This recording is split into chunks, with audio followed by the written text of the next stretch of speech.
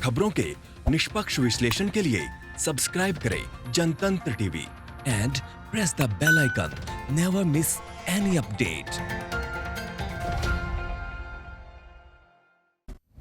नमस्कार, आप देख रहे हैं जनतंत्र टीवी। मैं हूं आपके साथ रोमिता तिवारी। पिछले 6 महीने से देश कोरोना महामारी से जूझ रहा है और देश के लोग बेहद मजबूती से डटे हुए हैं। हमने कोरोना का हौसला भले तोड़ दिया हो, लेकिन इस दौर में अर्थव्यवस्था की कमर भी टूट गई है। खास तौर पर छोटे कारोबारी बुरी तरह से तबाह हो गए हैं।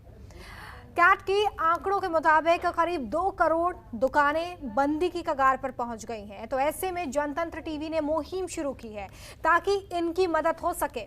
आखिर क्या है ये मुहिम और कैसे आपको सहयोग देना है, आइए आपको बताते हैं। स्थिति एकदम बेकार है, धंधा बिजनेस एकदम ठप पड़ा है।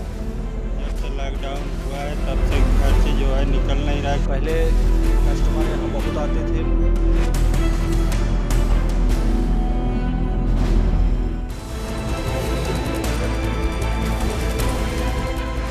कोरोना ने देश के कारोबार को कर दिया है चौपट।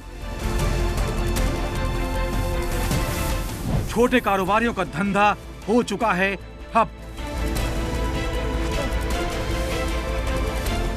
क्या हिंदुस्तान को इनकी मदद नहीं करनी चाहिए? हमारे पड़ोसी दुकानदार की मदद क्या हमारी जिम्मेदारी नहीं है?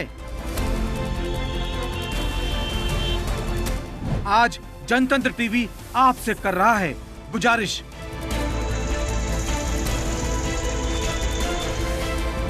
देसी कारोबार को बचाना है।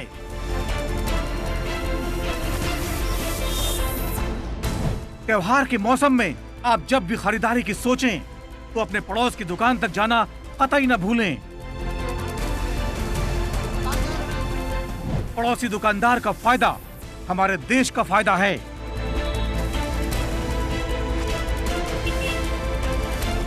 छोटे कारोबारियों के भरोसे ही चलती है देसी अर्थव्यवस्था। इस बार ऑनलाइन शॉपिंग पर थोड़ा कम खर्च करें।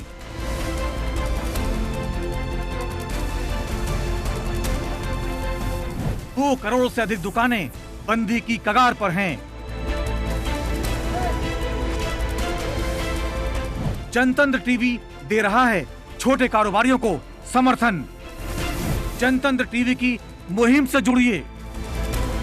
इस मुहिम को हर तरफ से मिल रहा है जोरदार समर्थन। जनतंत्र टीवी आपको सुनाएगा पूरे देश की बात। आप भी मोदी जी के लोकल पर वोकल को करें सपोर्ट। आत्मनिर्भर भारत को भी समर्थन देना बेहद जरूरी। छोटे कारोबारियों को दें दिवाली का तोहफा। भारत का धन विदेश जाने से बचाएं। इस दिवाली रोशन करें देसी कारोबार।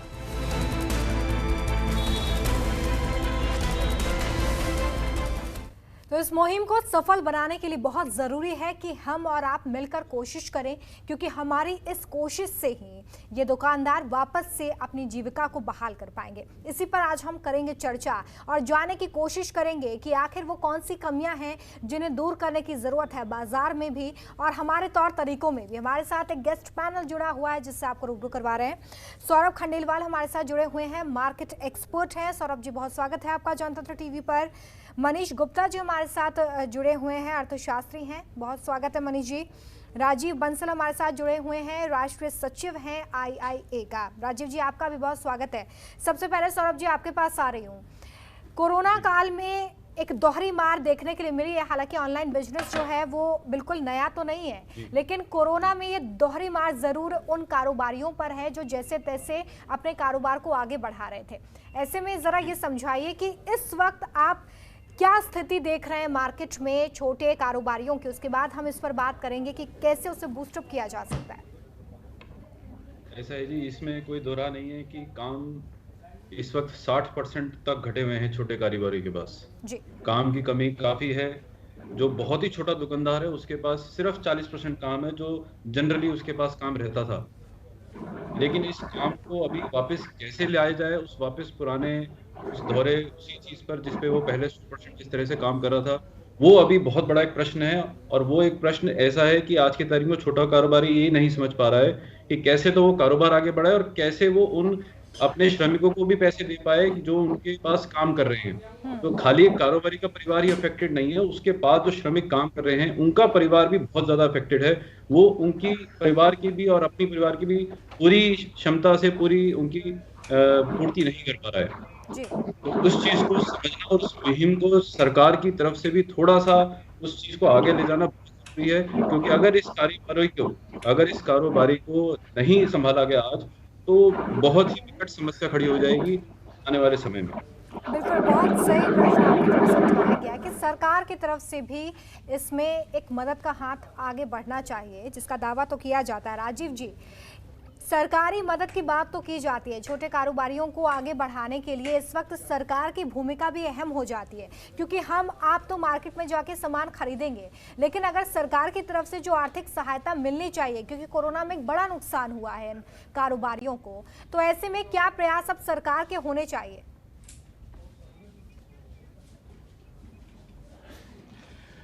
रोमिता जी, अभी सौरभ जी ने बताया बिल्कुल ठीक बात है। कोरोना की वजह से देश की अर्थव्यवस्था को बहुत बड़ा धक्का लगा है जी।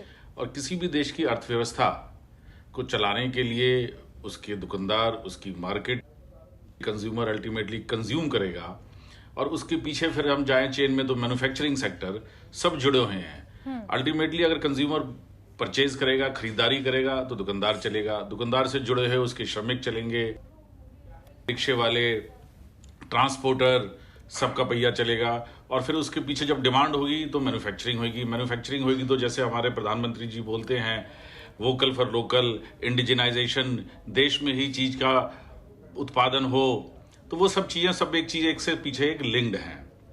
तो इस वक्त हम सरकार से ये उम्मीद करते हैं कि सरकार कम से कम जो गवर्नमेंट परचेज है उसको बढ़ावा दे, गवर्नमेंट स्पेंडिंग को बढ़ावा दे, ताकि अर्थव्यवस्था में किसी तरह लिक्विडिटी आए, पैसा है। इस टाइम अर्थव्यवस्था बिल्कुल लिक्विडिटी और पैसे के अभाव में ग्रस्त है।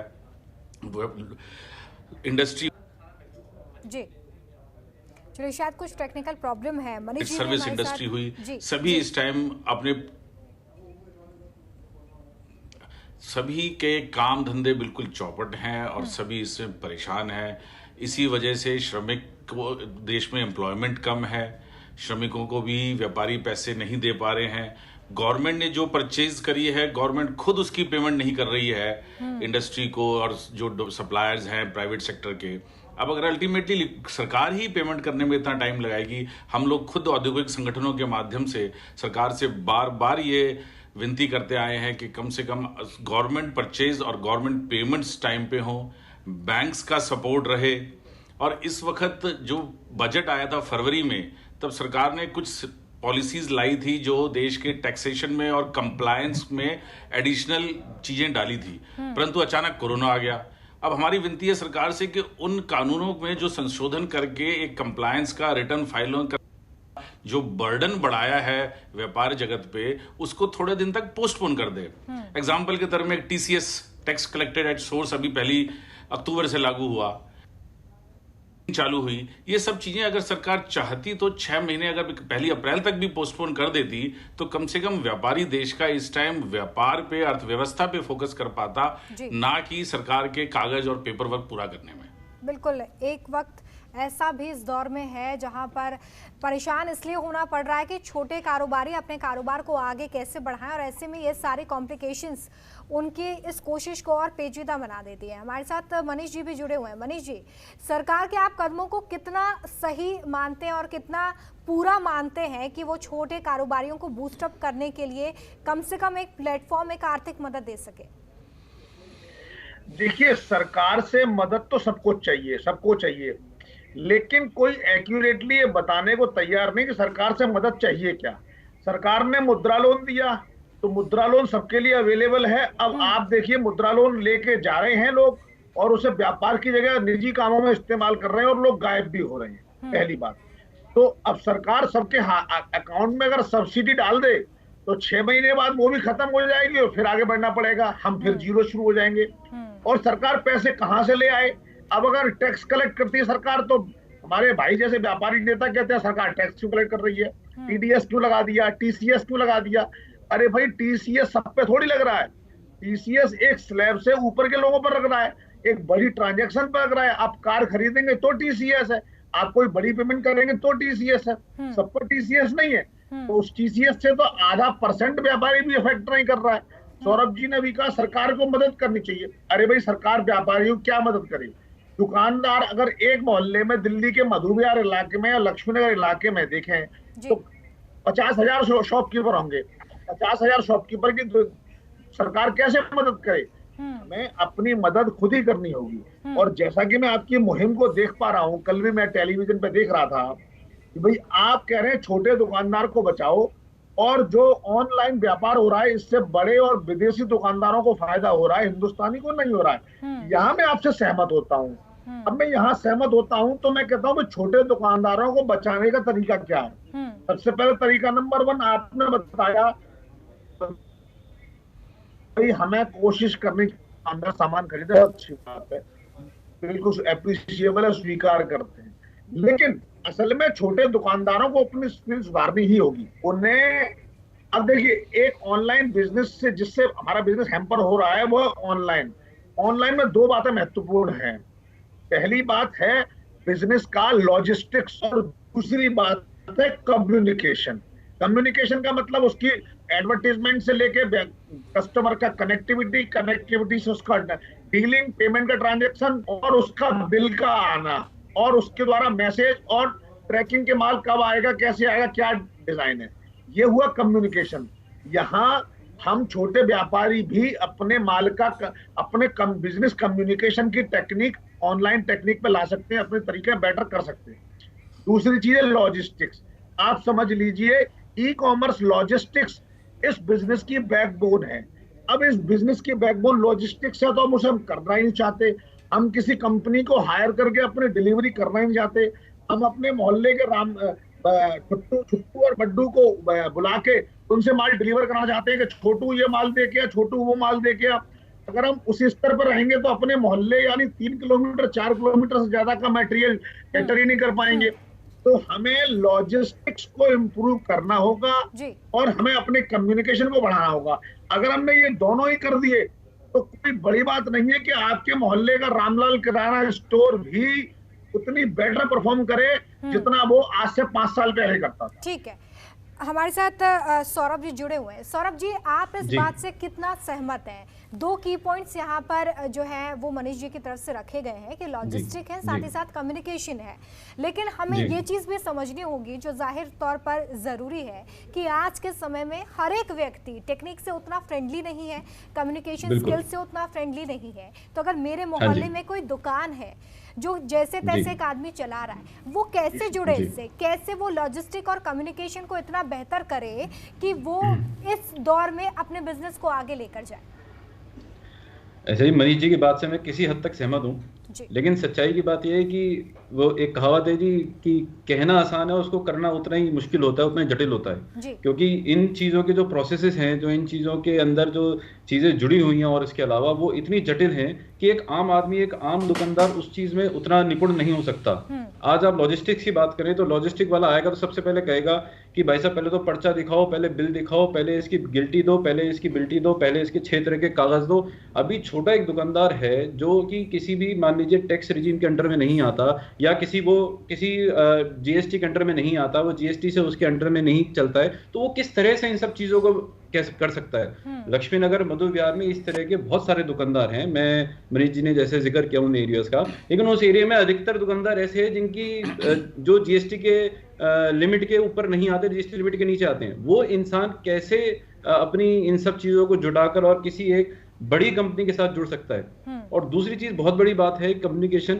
आज हर एक आदमी व्हाट्सएप पर है, हर एक आदमी फेसबुक है, नो डाउट उस पर आप बिजनेस अपना बढ़ा सकते हो, लेकिन एक छोटा दुकानदार बड़े आदमी से कैसे कम्पीट करे जिसके पीछे सरकार हर चीज, हर पॉलिसी को लेकर खड़ी है? छोटे आदमी के लिए कहीं तो उसमें थोड़ा सा गैप होना चाहिए था, बिल्कुल। कहीं तो उसके लिए कोई रियायत होनी चाहिए, वो चीजें नहीं है, वो चीजें मिसिंग मनीष जी भी है। यहाँ एक पर छोटा कुछ जोड़ना दुकानदार चाह रहे इन हैं। चीजों को उनके पास हाँ मैं जी। आऊंगी, लेकिन उससे पहले राजीव जी, जिस प्रोसेस का हम जिक्र कर रहे हैं, जिस चेन की यहाँ पर हम बात कर रहे हैं कि उसे थोड़ा सा और सिंपल बनाने की जरूरत है, ताकि हमारे और आपके आसपास जो दुकानदार हैं वो इससे सीधे जी। तौर पर जुड़े, क्योंकि तकनीक आगे बढ़ चुकी है, ऑनलाइन बिजनेस सभी आगे बढ़ रहा है, तो छोटे कारोबारी भी इसमें शामिल हो सके, इसके लिए बहुत ज़रूरी है कि वो अपने इस स्किल्स को डेवलप करें। लेकिन क्योंकि प्रोसेस इतनी ज़्यादा कठिन हो जाती है कि एक आम व्यक्ति जिसने दुकान खोली है वो ये सोचता है कि मेरा कारोबार कम चल रहा है, वो ठीक है, लेकिन मुझे इन पचड़ों में नहीं पड़ना है। जी जी रोमित और सौरभ जी की बात से भी मैं सहमत हूँ, मनीष जी की बात से भी कुछ हद तक सहमत हूँ। सबसे जरूरी ये है कि हमारे देश का जो ग्रास रूट बिजनेसमैन है, छोटा दुकानदार है, छोटा व्यापारी है, उसको मेन स्ट्रीम के साथ जोड़े रखना। अब आज अमेजॉन, फ्लिपकार्ट, ये कंपनीज में विदेशी निवेश आके और इन्होंने ऑनलाइन बिजनेस किया। ठीक है, मैं मानता हूँ ऑनलाइन बिजनेस आज के वक्त की जरूरत है, पूरे संसार में ऑनलाइन बिजनेस हो रहा है, हिंदुस्तान में भी होना चाहिए। पर हमें ये भी हमारे देश के व्यापारियों को, हमारे देश के प्रशासन को, सरकार को कुछ इस तरह की व्यवस्था बनानी चाहिए जिससे कि व्यापारी है, चाहे वो दुकानदार हो, चाहे उद्यमी हो, वो भी इस ऑनलाइन प्रक्रिया में जुड़ सके। समस्या ये है कि ऑनलाइन जो छोटा व्यापारी है, छोटा दुकानदार है, तो इन प्रक्रियाओं का ज्ञान है, या बड़े बिजनेसमैन तो जुड़ जाते हैं, उनके बाद अपने ऐप डेवलप कर लिया, अपने आप को लिस्ट करा लिया फ्लिपकार्ट पे, अमेजॉन पे, और वो माल बेच रहे हैं।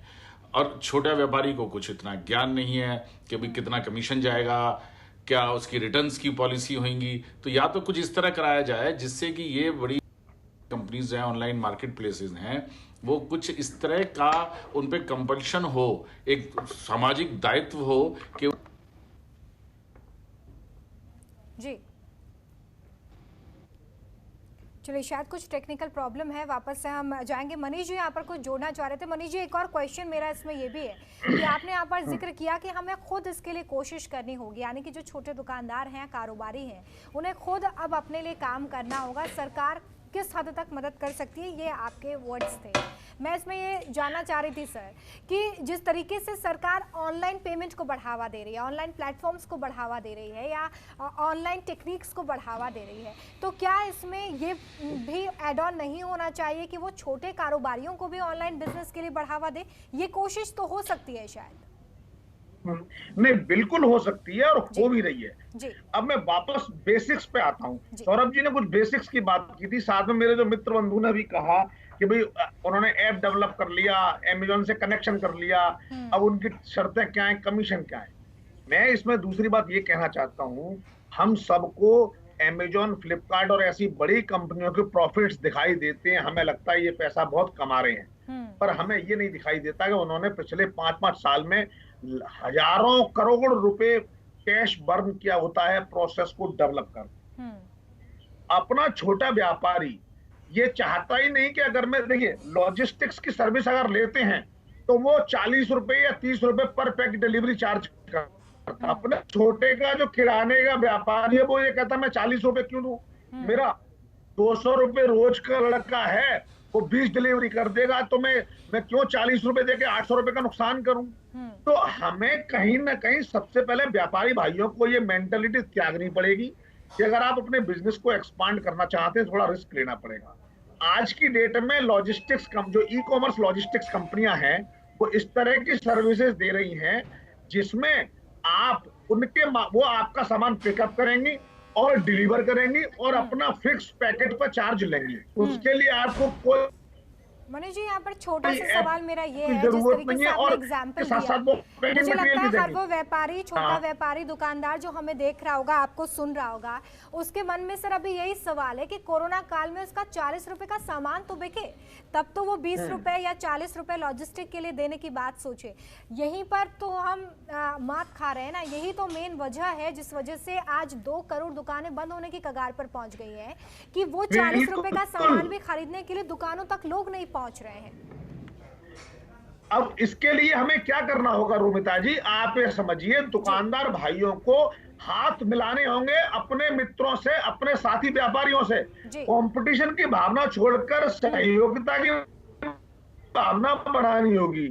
आप समझिए, आज विश्वीकरण का युग है, स्पेशलाइजेशन का युग है।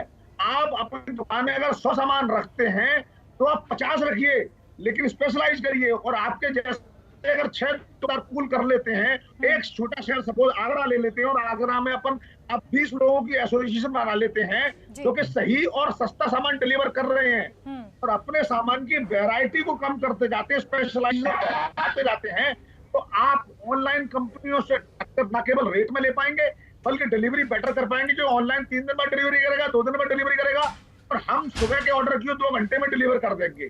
तो हमें कहीं ना कहीं अपने सहयोगियों को मिलाकर, अपने साथी दुकानदारों से मिलकर ऐसी एसोसिएशन बनानी पड़ेगी जहां हम पूलिंग ऑफ रिसोर्सेज करेंगे, पूलिंग ऑफ कैपिटल करेंगे, और पूलिंग ऑफ कस्टमर करेंगे। इसी के साथ साथ पूलिंग ऑफ लॉजिस्टिक्स करेंगे, डिलीवरी हमारी फास्ट हो और सस्ती हो। हम बड़ी ई कॉमर्स कंपनी को भी हायर ना करें। अगर हम पूलिंग ऑफ कंपनी कर पाते हैं तो हम वहां पे छोटी लोकल ई कॉमर्स कंपनी को भी जनरेट कर सकते हैं, जो कि हम वहां के लोकल लोगों को रोजगार भी दे रहे होंगे। तो हमें कहीं ना कहीं इनोवेशन की तरफ बढ़ के पूलिंग ऑफ रिसोर्स और पूलिंग ऑफ बिजनेस करना पड़ेगा। ये पूलिंग ऑफ बिजनेस आज की होगी। चले, हमारे साथ सौरभ जी भी हैं। सौरभ जी, मार्केट एक्सपर्ट के तौर पर आप आज के मार्केट को बहुत अच्छे से समझ रहे हैं, और वो हर कारोबारी, हर वो दुकानदार जो जनतंत्र टीवी की इस मुहिम में इंसाफ की मांग कर रहा है, वो ये चाहता है कि उसके पास भी ग्राहक पहुंचे और उसका सामान भी इस फेस्टिव सीजन में बिके। और यह बहुत बेहतर तरीके से समझते हैं कि यही एक फेस्टिव सीजन है जो पिछले महीने जितना भी नुकसान हुआ है कारोबारी का, उसे एक बूस्टर दे सकता है। क्या करे वो इस फेस्टिव सीजन में? हर वो छोटा दुकानदार जो हमारे मोहल्ले में है, हमारे आसपास है, या वो व्यापारी जो लंबे समय से एक बड़े मुनाफे की आस में लगातार हर दिन दुकान पर पहुंचता है, अपने व्यापार को आगे बढ़ाने के लिए 4 लोगों से बात करता है, क्या करे वो बहुत इजी लैंग्वेज में, ताकि उसे समझ में आए कि उसे करना क्या है? क्योंकि मेन दिक्कत यही है कि अभी कारोबारी और दुकानदार को ये समझ में नहीं आ रहा है कि वो अपने कारोबार को कैसे आगे बढ़ाए। देखिए, मेरा सुझाव मनीष जी से बहुत काफी मेल खाता हुआ है। मनीष जी ने एक बहुत अच्छी बात कही कि आज छोटे व्यापारी को अपनी आसपास के दुकानदारों से पूलिंग करना बहुत जरूरी है। चाहे वो किसी बड़ी कंपनी के साथ अटैच होना हो, चाहे वो किसी बड़ी कंपनी की सर्विस ले ना ले, लेकिन अगर आज एक लोकल मार्केट में 15 या 20 दुकानदार एक ही जो कि व्यापार में काम करते हैं, एक ही तरह का व्यापार जिनका है, अगर वो 15 से 20 दुकानदार आपस से मिल जाएं और एक एसोसिएशन बना लें, तो इन ऑनलाइन कंपनियों से कंपटीशन करना काफी आसान हो सकता है। क्योंकि हम अगर 15 आदमी हर एक प्रोडक्ट में या हर एक 2 से 4 प्रोडक्ट में स्पेशलाइजेशन करने के बाद अगर 60 से 80 प्रोडक्ट्स की एक चेन बना ले, उन 15-20 दुकानदारों को साथ मिला के, और डिलीवरी को अगर फास्ट कर सके, अगर हम किसी तरह उस डिलीवरी की क्षमता को 2 दिन से और 2 घंटे तक ले आए, अपनी क्षमता को उस तरह से कर लें, तो कोई डाउट ही नहीं है कि हम ऑनलाइन जो भी लोग अमेजन या फ्लिपकार्ट या बड़ी बड़ी और ऑनलाइन प्लेटफॉर्म से माल बेच रहे हैं, उनसे हर तरह से हम कंपटीशन किया जा सकता है। लेकिन इसके लिए सरकार की तरफ से और छोटी लोकल बॉडीज, जो गवर्नमेंट की लोकल बॉडीज हैं, उनकी तरफ से कुछ इस तरह की मुहिम जरूर होनी चाहिए कि उस छोटे कारोबारी को ऑनलाइन, जैसे कि व्हाट्सएप है या फेसबुक है, या आपस में किस तरह से हम मिलके अपनी स्पेशलाइजेशन को बढ़ा सकते हैं, कुछ इस तरह की ट्रेनिंग प्रोग्राम जरूर होनी चाहिए सरकार की तरफ से, या सरकार की उन लोकल बॉडीज की तरफ से जो उन एरियाज के आसपास की और चीजों को ध्यान में, और चीजों की रिस्पॉन्सिबिलिटी लेते हैं। अगर इस तरह की मुहिम सरकार की तरफ से हो, इस तरह की कोई ट्रेनिंग मॉड्यूल सरकार की तरफ से आए जो छोटे व्यापारी को ये समझा सके कि तुम्हें अपना फेसबुक पर या तुम्हें अपना व्हाट्सएप के ऊपर प्रोडक्ट की फोटो खींच के ही कैसे लगाना है, या फेसबुक के ऊपर अपना एक पेज बना के कैसे करना है, या किसी और ऑनलाइन जो कि फ्री सोशल प्लेटफॉर्म है उस पर आप कैसे बढ़ा सकते हो, या आपको लॉजिस्टिक्स कंपनी जो कि लोकल लॉजिस्टिक हो सकती है, या आपस में मिलकर आप किस तरह से लॉजिस्टिक को बढ़ाया जा सकता है, पेपर वर्क किस तरह से समझना है और किस तरह से उसको लागू करना है, इन सब चीजों की अगर जानकारी छोटे दुकानदार को मिले तो उस जानकारी को इस्तेमाल करके छोटा दुकानदार डेफिनेटली आगे बढ़ सकता है। लेकिन ये जानकारी सिर्फ एक स्पेशलिस्ट ही दे सकता है, जो कि सरकार की तरफ से अगर कुछ इस तरह की मुहिम हो कि वो इस तरह के स्पेशलिस्ट इन मार्केट्स के स्पेसिफिक, जैसे छोटी छोटी मार्केट्स है वहां पर किसी स्पेशलिस्ट की अपॉइंटमेंट करे और वहां पे जाके देखिए, हर मार्केट में आज लोकल एसोसिएशन है, तो ट्रेड जाहिर तौर पे एसोसिएशन बनी हुई मार्केट को हैं। समझने के लिए व्यापारी अगर और छोटे वहां पर कारोबारी जो हाँ, है वो जागरूक तभी हो सकेंगे जब एक इनिशिएटिव, एक कदम यहाँ पर बिल्कुल, सरकार अगर- की तरफ से हाँ जी। बढ़ाया जाए, ताकि वो ये समझ सके कि कैसे उस अपने कारोबार को वो आगे बढ़ा सकते हैं। इस वक्त में लगातार हम इस पर चर्चा कर रहे हैं, क्योंकि हमारी ये मुहिम है कि कैसे 2 करोड़ दुकानदार जो कि लगातार जद्दोजहद कर रहे हैं अपने कारोबार को बचाने के लिए, वो सर्वाइव कर सके इस कोरोना काल में भी। खबरों के निष्पक्ष विश्लेषण के लिए सब्सक्राइब करें Jantantra TV and press the bell icon. Never miss any update.